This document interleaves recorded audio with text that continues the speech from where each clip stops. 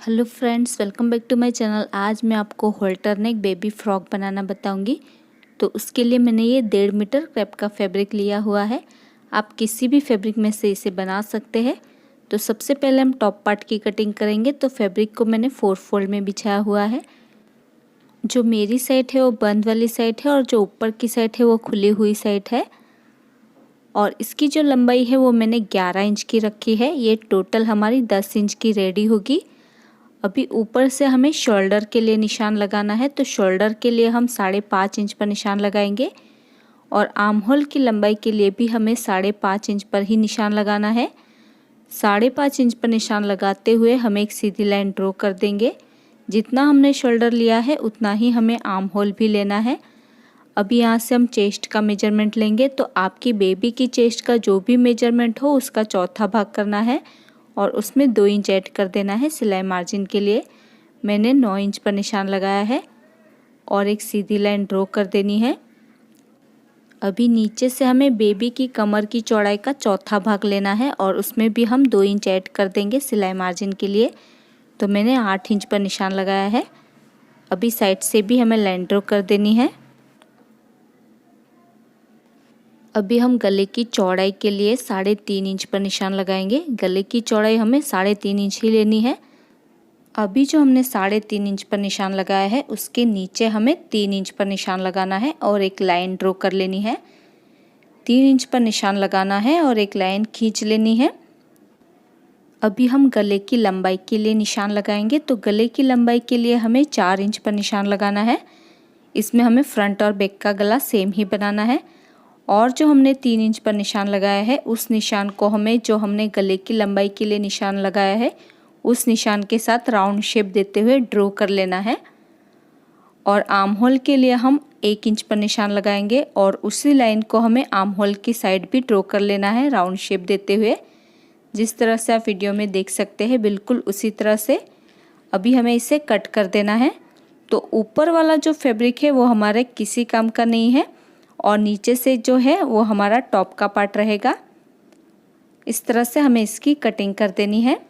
तो देखिए इस तरह से मैंने इसकी कटिंग कर दी है और ये मेरे 2 पार्ट है फ्रंट और बैक के लिए। आपको भी सेम ऐसे ही कटिंग करनी है। अभी हम बॉटम पार्ट की कटिंग करेंगे। तो फैब्रिक को मैंने 4 फोल्ड में बिछाया हुआ है। जो मेरी साइड है वो बंद वाली साइड है और जो ऊपर की साइड है वो भी बंद वाली साइड है और नीचे से इसकी खुली हुई साइड है। इसकी हम ए लाइन में कटिंग करने वाले हैं। आप चाहे तो इसकी अम्ब्रेला में भी कटिंग कर सकते हैं। और इसकी जो लंबाई है वो मैंने 23 इंच की यानी कि 23 इंच की रखी है और ऊपर से जो इसकी चौड़ाई है वो 14 इंच की है।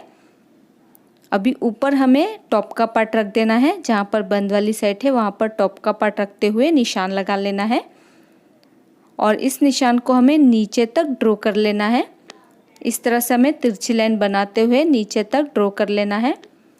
अभी नीचे से ऊपर को हमें 3 इंच पर एक निशान लगाना है और इसमें एक राउंड शेप ड्रॉ कर लेना है। अभी हमें इसकी कटिंग कर देनी है। आप चाहे तो इसकी अम्ब्रेला शेप में भी कटिंग कर सकते हैं लेकिन मैं इसे ए लाइन शेप में ही बनाने वाली हूँ। इस तरह से हमने इसकी कटिंग कर दी है। अभी ऊपर से जो इसकी बंद वाली साइड है उसे भी हमें कट करके अलग कर देना है। तो देखिए इस तरह से मैंने कटिंग कर दी है और ये 2 पीस है फ्रंट और बैक के लिए। अभी ये मैंने 4 डोरियाँ बनाई हुई है। इसे हम शोल्डर के ऊपर अटैच करेंगे और मेरे पास एक्स्ट्रा फैब्रिक बच गया था तो 2 पीस मैंने और कट कर लिए हैं टॉप पार्ट के। आप चाहे तो अस्तर में से भी 2 पीस कट कर सकते हैं। तो सबसे पहले हमें एक पार्ट को सीधा रखना है। टॉप का जो एक पार्ट है उसे हम सीधा रखेंगे और जो हमारा शोल्डर है वहाँ पर हमें 2 डोरी को रखना है। जहाँ पर हमने शोल्डर कट किया है वहाँ पर हमें दोनों डोरियों को रखना है और उसके ऊपर हम अस्तर को रखेंगे और इसके आर्म होल पर, नेक पर और दूसरी साइड के आर्म होल पर हम सिलाई लगाएंगे। और इसी तरह से दूसरा पार्ट भी हमें सीधा रखना है और दोनों शोल्डर के ऊपर हम दोनों डोरियों को रखेंगे। उसके बाद हम इसके ऊपर अस्तर को रखेंगे और इसका जो आर्म होल है और नेक है और दूसरे आर्म होल के ऊपर हमें सिलाई लगानी है। तो देखिए मैंने इसमें सिलाई लगा दी है। अभी हमें इसमें छोटे छोटे से कट लगाने हैं। तो कट लगाते वक्त ध्यान रहे आपकी सिलाई नहीं कटनी चाहिए। उसके बाद जो अस्तर वाला पार्ट है उसे हमें उल्टी साइड पर पलट देना है। पलटने के बाद ये दोनों डोरियां हमारी सीधी साइड पर बाहर निकल आएंगी। उसके बाद हम इसके ऊपर कवर सिलाई लगाएंगे और इसे चारों साइड से जॉइंट कर लेंगे अस्तर के साथ। और इसी तरह से दूसरे पार्ट में भी हमें छोटे से कट लगाने हैं और अस्तर को उल्टी साइड पर पलट देना है, तो ये दोनों डोरियां हमारी बाहर निकल जाएंगी। इसी तरह से हमें दोनों पार्ट को पलट देना है। उसके बाद हम इसके ऊपर कवर सिलाई लगाएंगे और इसे अस्तर के साथ जॉइंट कर लेंगे। उसके बाद इस डोरी के ऊपर आप अपनी पसंद से कोई भी टेसल्स अटैच कर सकते हैं। तो देखिए मैंने इसमें कवर सिलाई लगा दी है और इसे अस्तर के साथ जॉइंट भी कर लिया है दोनों ही पार्ट्स को। और इसकी डोरी में मैंने फैब्रिक टेसल्स अटैच कर लिए हैं। अभी हम इसके ऊपर बॉटम पार्ट को अटैच करेंगे। तो बॉटम पार्ट को हमें उल्टा रखना है और इसके ऊपर हमें सिलाई लगा देनी है। और इसी तरह से दूसरे पार्ट के ऊपर भी हम बॉटम का पार्ट उल्टा रखेंगे और इसके ऊपर हमें सिलाई लगानी है। तो देखिए मैंने बॉटम का पार्ट अटैच कर लिया है दोनों पार्ट्स के साथ। अभी जहाँ पर हमारे बेबी की कमर का हिस्सा है वहाँ पर हम ये लेस अटैच करेंगे। आप अपनी पसंद से कोई भी लेस इसमें अटैच कर सकते हैं। तो इसी तरह से लेस को ऊपर से ही रखते हुए हमें इसमें सिलाई लगा देनी है।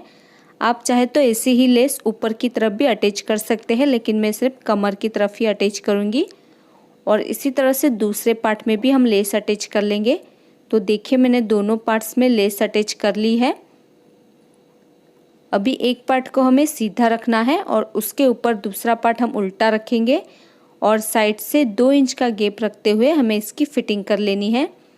नीचे से हमें 1 इंच का ही गैप रखना है और इसी तरह से दोनों ही साइड से हम इसकी फिटिंग कर लेंगे। उसके बाद जो नीचे की बॉर्डर है उसे हमें डबल फोल्ड करते हुए इसमें सिलाई लगा देनी है।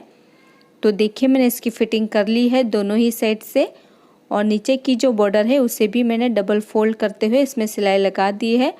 आप चाहे तो जैसी लेस हमने कमर पर अटैच की है बिल्कुल वैसे ही लेस हम नीचे की तरफ से भी अटैच कर सकते हैं, लेकिन मैं इसे ऐसे ही रखने वाली हूँ।